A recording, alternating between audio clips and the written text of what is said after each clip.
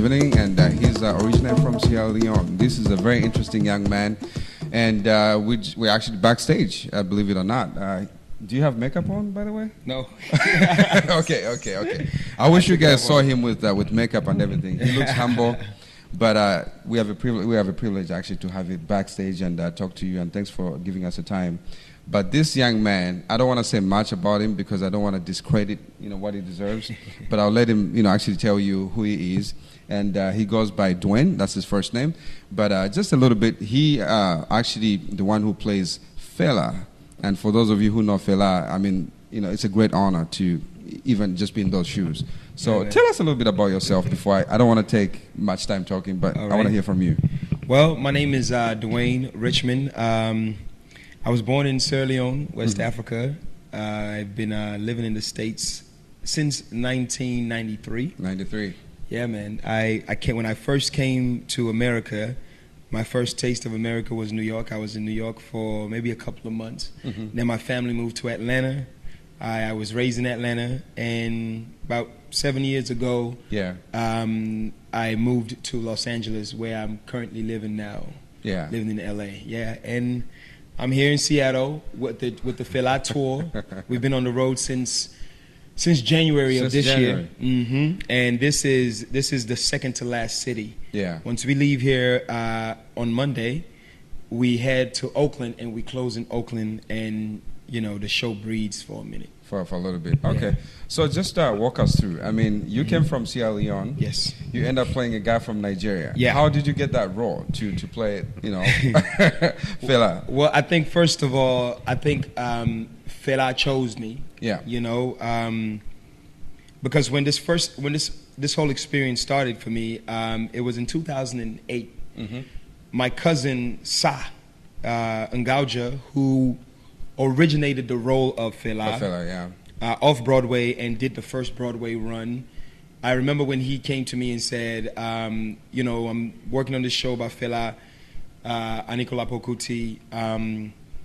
I don't know how long I'm going to be doing this show, but I'll tell you what, you will be a great Fela, because not only do you have the body size of him, but you guys just kind of favor the dude very well. Right, and that's interesting, because somebody else told you that when I saw you acting. Yeah. You just suit, especially with those tight pants and the tight shirts. Yes, you look just like him. And if you don't mind, just take off your hat so they can actually see what I'm talking about. You have the African hair going here. You know what I'm talking about. Yeah, man. I can't cut the hair because I have to. This is my Fela hat. I actually bought this. I was actually looking at this. I was gonna ask. It's one of a kind, actually. This is actually not from the merchandise of the Fela show, right? But I was in DC, was it? And they had a festival there, right? And I went to the festival. It was an African festival, and this was the only Fela hat they had. I was like, man, I don't care how much it costs. I'm about to buy this one. Get it myself. And I got it, man. So it sounds like you're actually a fan of Fela. You're not just playing him. Oh yeah, man. You're actually a fan. It's so weird because growing up in an African household, I would hear his music a lot, but I never really knew who the man was until my cousin introduced me to him. Right. And I was like, oh man, I've heard this before, Right. And he was like, yeah, man, this is Fela. And then it was then that I started to do a lot of research about him, learning not only about his music contribution, but also the political aspect of him, and the fierceness of the man. And it was then that I really got into what Fela was about and understanding what his music and everything was about. But going back to what I was saying to you earlier about the going to audition. When I did my first audition in 2008, the director thought I looked too young to play Fela. Right. Then they brought me back in 2009, same story. Yeah, you're a little bit too young. Yeah, they said I look young to play the role. And then 2012, the show comes to LA, Sai's doing it. They asked me to start workshopping the show. Yeah. Sai at the time was up for a TV show called Last Resort, which he booked, and he eventually had to go to Hawaii and shoot. Right. And they brought me on board, and I learned the show in 2.5 weeks. Alongside with the help of some of the the original cast members, like, you know, Jill Valerie, who is our assistant choreographer and the overseer of the tour while we're here, you know, and a few of the other holder heads that that have been doing the show, like Adeshala, who because you know it is two Philas. He also plays Phila. Yeah. So with the help of those guys, you know, I was able to really get in such a short period of time, get the show in my body. And I did my first show last March in Detroit. Yeah. You know, and next thing you know, they called me back to do the Broadway run. I did the Broadway summer run in 2012. And, you know, here we are, 2013 tour, you know. And just so you can understand, being on Broadway, it's a big deal. Yeah. And you're very humble. You tackle it very casually. You know what I'm saying? I spent the whole day with you yesterday, and I was just observing, you know, the little project we were doing on the side, and I was just thinking, this young man is very, very humble. And I noticed that you're very, you know, you take everything serious. You know, your acting roles. And for those of you who don't know, you actually did something with McDonald's, right? Yeah. I did a McDonald's commercial. Right. God, when was that? Was it like the summer before last? Yeah. For their new line of smoothie. Smoothie. Yeah, and that took care of you for about 3 years. Yeah. McDonald's was nice to me. Okay, that's good. But tell me this. Being in the shoes of someone as important as Fela, what are your challenges to separate yourself from the character when you're in the community as you, Duain, when you're on the street? I mean, what do you do to kind of like comprehend the character that you're playing? And, man, you know what? Being honest, I don't separate myself, you know? And it's a very scary thing. Right. You know what I'm saying? Because, like, if this show was such a spiritual show, man. Yes, you know, yes. So for me, I know now I'm more of a night hawk. I don't sleep. Right. You know, Phil, I never slept. You know? Never slept. He was always working. He was always in the shrine. He was always working. He always liked to entertain people, no matter what time of the day it was. So I think that I come down from the show. Right. But that process is such a long process. You know what I'm saying? So usually, I would say at least about 75% of my day since I've been doing this show. Yeah. I am in another zone, you know? Exactly. And you have to be in it. And it's like I said, it's a very dangerous thing, you know. As actors, we surrender into these roles, and we always have to. We are always told to go in, put in 100%, be in that zone. Yeah. A great director that I used to work with in Atlanta by the name of Freddie Hendricks, who is also one of my mentors. Right. He always told me that a true actor doesn't act. He becomes. You know. Yeah, it becomes a part of you. So it is a very scary thing. But at the same time, you know, you always gotta have, you know, I have like. But you realize, I'm sorry to cut you short, but you realize we're in the United States, so you can have like 28 women. Says so that's says who? I'm still an African man. No, I'm kidding.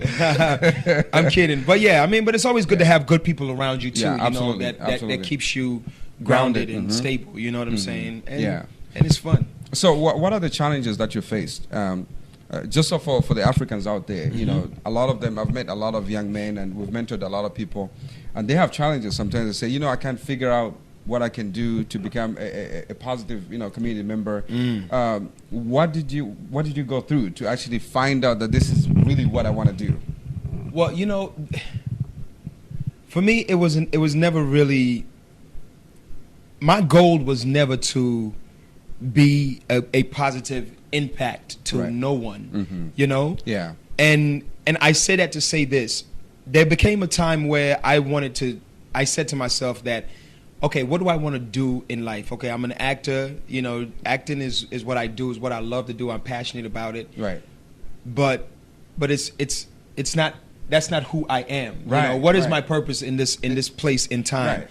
As a human being. Yeah. So I decided I just wanted to live a very happy life. You know, and once I started focusing on the pursuit of happiness and waking up every morning and happy and smiling and say, you know what, even if this is the last show that I ever do, right, it's going to be great, you know, because I'm pursuing what makes me happy. If I want to get up this morning and I want to write a book or write a song or write a movie and go to the gym and sit at home and eat cassava leaf, right, and you know, and watch a great documentary. Yeah. If that's what I feel like That's doing life. today, then you know what, I am happy today. You know, so but in absolutely. that pursuit of happiness, the things that we want, the universe will always give it to us. You know, I haven't worked a 9-to-5 job since I was probably 16 years old.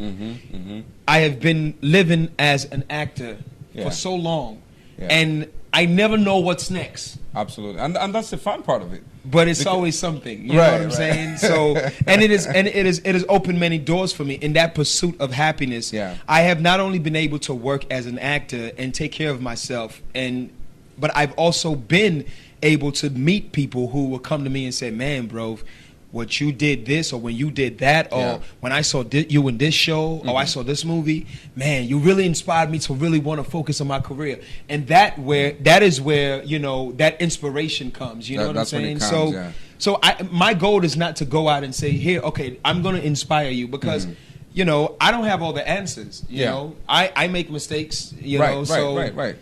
You know. Now you told me about the incident when you actually forgot the lines on stage. I didn't forget the lines. So what did you do? I didn't forget the lines. I got my tongue got tied, man. Okay, because I think it was one of those times that I kind of feel like Fela's spirit, it moves throughout this show. There are times that Fela is very excited, and at times that Fela is just not feeling it. Just chilling. Real talk. You know what I'm saying? Right. And I don't know what the energy was. I think I didn't usually go through the process that I go through. Like before showtime, I have my little portable speaker, and I will play some of Fela's music. Then at just 5 to minutes, get in the zone. Oh yeah, at 5 minutes before curtains, and I hear that call, I will shut off all the lights. You know. Now this is a very big room, and there's a lot of light that comes in here. But usually in some theater, I don't have a window. Right. So when I'm in that dark space, it's total darkness. You know. And I take that time, and you know, I just do a quick ceremony where I call on my ancestors, and I just really speak to the ancestors. I speak to Fela, and then I go on stage and I do the show. But this time I didn't do that because I was just rushing, you know. You know, I was rushing. You know, calls was coming in through my phone, and I'm like, 5 minutes before showtime, I'm still in my underwear. I'm not even dressed. So now I'm rushing. I go out and I get on stage, and I'm saying one of the lines. And I knew what I was supposed to say next, but I couldn't get it out. And I was literally on stage like the words couldn't come out, man. And I just surrendered but sometimes, you know, that's very interesting because people actually can connect to your emotions. You know what I'm saying? Because it wasn't a question of you not being a professional who you are. It was a question of being in the zone, and you got, man. You know, you got. And it happens, man. You know, I'm sure Adeshala has many stories like that too. But it's part of the spirit of Fela, you know what I'm saying, and we surrender to it. You know, when I step on that stage, really, man, there are times that I zone out so much, and people tell me, "Oh man, when you did this," I was like, "Oh, you don't remember?" I didn't even know. You know what I'm saying? And just so we can be clear, we're not talking about Illuminati stuff or anything like that. We're talking about real acting, based on your training and everything that you know, that you learned from school. Absolutely, some of the great. I did a movie called The Wool Cap, with William H Macy, and William Macy is a big Hollywood actor. Great actor, talented guy. And one of the advice that he gave me, you know, he said some of the best actors you know that are out there. They all got their start here in theater, and not only that, but their process to becoming great is the same path that you move on, you know. Surrender. You have to in everything we do, we have to surrender ourselves to it. You know what I'm saying? Absolutely. And when you surrender yourself into something, especially with a show like Fela, it's not just a character that was created by some great writer. This is a real person. A real person, you know what I'm saying? A real man who really existed, you know, talked this certain way, moved, danced this certain way. You know, so I love shows like this because then it gives you the opportunity to say, let me study this guy as much as I can, and let me take upon the spirit of this man and live on the stage, you know, and it's the best part, man. Before I know we're focusing on Fela right now, but I want to talk a little bit more about some other stuff. So just we can give an opportunity to the viewers to know a little bit of who you are as a person, and then we're gonna go back to Fela. Right on. Those pants, man, the tight pants. The first time when they showed you, like, okay, this is your costume. What was your reaction? Well, I'd seen the costume before because my cousin wore it. You know, when I went to see the show on Broadway when he did it. Right. And I just remember saying, man, I really want to do this show, but I have never wore pants this tight before in my life. And underwear, you know. Those. And I was like, man, am I going to be comfortable in this stuff? Now I got to be on stage for 2 hours with some tight pants. Right. But you know what? The funniest thing happened, though, and this goes back to surrender in that role. Fela was the most swagged out African you will ever meet. Oh yeah. I mean, he's so lined. He's so on point. Right. You know, with his outfit. His motions and his movements. Man, when I put on that outfit, bro. Yeah. Duain might not like to wear tight pants, but when I put on that outfit, dude, Fela loves it. Oh man, I'm good, dude. I love it. You know, top it off with them shoes. Right.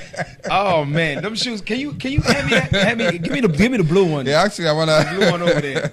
So we can make sure. So your blue ones are your favorite ones. So yeah, these right here are the ones that I wear in the first act of the show, and there is a woman in New York who designs these the shoes and Fela's costume. I wish one of the costumes were here. Yeah. But let me see. I'll take that one too. I wish one of the costumes was here and you could see it. But yeah, man. And this is what I wear in the second act. And it's so clean. And this is these you know. But Fela was very interesting. But look at the colors, man. You're talking about Fela some was swag stuff. You know, come on, you have to have swag to come on stage with a full pink suit. Yeah, you know what I'm saying? It's not easy. Yeah, but it looks good, and I love when sometimes when I do the show and I come on stage and I come on stage with the blue. Yeah, people lose their mind. They go, "Oh, they love that." That's everywhere. Even Ade has the same experience too, man. Yeah, they love it, man. But you know, I love the costumes, man. Yeah. You know, it took me a while to get really used to it, and I had to get fitted. Yeah, you know what I'm saying? I mean, to my body. It was one of the most extensive fitting I've ever been through. Wow. I mean, from the ankles, everything. It was like custom made. Yeah, it was. Yeah, I mean, when I was watching your show, I'm like, you know, I mean, how do they know to fit it so perfect? So I think I did like 3 fittings. Yeah. I had to do 3 fittings to come back, adjust, try it on, adjust some more. And the crazy thing about the show is, like, I mean, Fela was a very slim guy, even slimmer than me. Mm-hmm. So there are times like when I did the show on Broadway, and then I left from August till January when we started again, and I got, like, you know what I'm saying? I mean, I don't get big, but I just got, you know, a little bit swollen. Right. And I was like, man, this, you know what I'm saying? So it's not only just, you know, going on stage and learning these lines and doing the show, but we also have to take care of our bodies because at the same time, we can easily fall off, and the costumes is like needs to be readjusted. You know what I'm saying? Right. So yeah. All right. So we have interesting cast members from the group. Mm-hmm. So we have Michelle Williams from Destiny's Child, and the show is actually produced by Will Smith, Jada, and Jay-Z, right? Mm-hmm. So who's one of your favorite person that you've actually worked with, just in general? In the show, not just the show, but just period run through. Yeah, that I've worked with. I would have to say. Yeah, obviously Michelle Williams is such a sweetheart. You know, I enjoy working with everybody I come across, man. But one of my greatest experience, I would say, working with the cast of the movie I did, Stump the Yard, man. It was a whole bunch of young actors. Stump the Yard, that was a classic. Yeah, man. Megan Good, Neo, you know, Laz Lonzo. That, you know, I have fun doing that. But you know, I enjoy working with this cast here. I mean, not only just Michelle, but you know, everyone was just nice. Yeah, man. They're just very humble. And man. They enjoy the moment. Yeah. And it's a family thing, you know. I mean, because you get to be around so many people. You know, sometimes we fight. You know what I'm saying? And it's, you know, but we're all families. We're all brothers and sisters. Absolutely. At the end you know, of the day, and it's all love, man. Absolutely. Yeah. So I want to end this by giving you an opportunity to. I know you're from Sierra Leone. Yes. And I want to give you an opportunity to just say something to your people back home. Okay. Just those who are wishing they could do something to become, you know, somebody in life. And people are struggling, and we know what the country has gone through. But man. What would you say to someone who's trying to come up from the region of Africa, that specific region of Africa? Well, interesting you asked that. When I was talking to Heyden yesterday, Adama, she was telling me that you know, so much talent in Sierra Leone, man. And you know, hearing some of the music, you know, I'm on YouTube constantly, like just really checking out what's going on. If there's any advice that I can give anyone of my family in Sierra Leone is just keep doing what you do. Stay true to your passion, you know. Stay true to what you love and what you believe, and stay strong at it, you know, and never turn away from it, no matter what it seems like. Because I was born in Sierra Leone, running the streets of Freetown, you know, and here I am. I would have never imagined 2013. Not only have I done movies in America, but also been on a big stage like Broadway, to be working with some fabulous people, and you know, and here on tour, you know, doing this show, Fela. So it happens, you know, it happens, and just keep pushing, and in good timing, you know what I'm saying? Absolutely. It would all come together. And interesting enough, you know, speaking of Heyden Adama, you know, those of you that are watching, they should catch you actually in Heyden's video. I'm in her next video. You played the African King. Yes. Produced by yours truly. Yeah, man. Yeah, bro. Was good, man. It was great. It was fun. I can't wait to see it, man. It was. Absolutely. It all worked out right, because I've been knowing her for such a long time. Yeah. But then I've always said I always want to do one of your videos, and then here I come to Seattle. It's an opportunity. She comes to see the show. You know, we linked up. Yeah, absolutely. And the rest is history. And now man. we're talking about, you know, creating a short movie. Oh yeah, we're gonna write a movie. Yeah, let's do it. I'm ready. Are you ready? I'm ready. All right. Yeah, man. Hey, bro, like always, man. Yeah, man. Thank you for coming. Thank you. Thank you for having me. We'll let you go and get rest up and you know, get ready for the next event. Yeah, man. God bless you, and you know, good luck to everything that you're gonna try to attempt in the future. Absolutely. Thank you so much. All right. DC Production from Channel 8 TV, and we'll see you next time. Thank you.